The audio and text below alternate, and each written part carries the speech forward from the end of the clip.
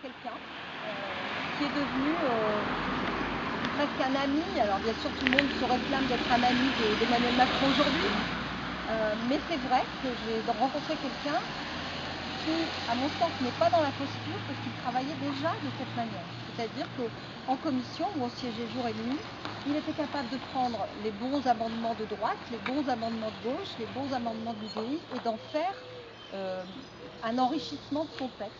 Et j'ai trouvé que c'était la première fois que je travaillais de cette manière avec un ministre, quel qu'il soit. J'en ai aimé d'autres, mais celui-ci m'a vraiment paru plus constructif que les autres et moins sectaire. Voilà.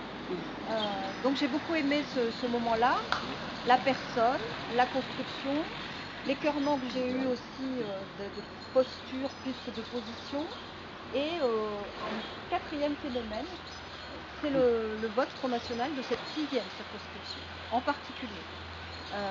Moi je n'ai pas un village quasiment, ou à peine ici et peut-être un autre dans le secteur, je n'ai quasiment pas un village qui n'a pas mis le Front National en tête. Quand j'entends des collègues qui parlent de planter des arbres, c'est pas le boulot d'un député. Je vous dis, ça, moi je laisse les libres administrations des communes, des régions et des départements. C'est pas à nous de venir vous faire des propositions en ce genre. C'est pas du tout notre boulot. Je le ferai pas. Donc, ce que je peux vous dire par contre sur des sujets comme, j'en ai 5 ou 6 sur lesquels je travaillerai encore, mais sur lesquels j'ai déjà travaillé, c'est l'école.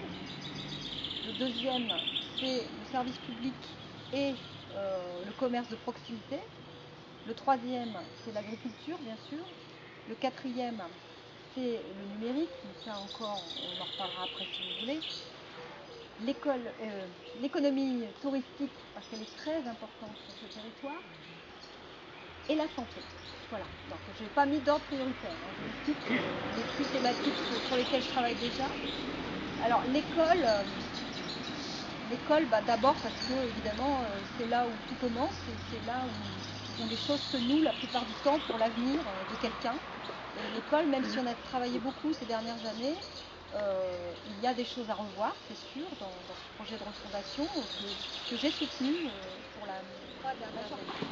On a une agriculture qui aujourd'hui est en pleine mutation. Vous savez, on est dans une transition finalement entre une agriculture qui a été extrêmement productive, on va utiliser ce mot-là, et qui aujourd'hui est à la peine, notamment les filières élevage, les producteurs laitiers, avec beaucoup de choses qui nous ont dépassées, qui étaient plutôt mondiales et européennes.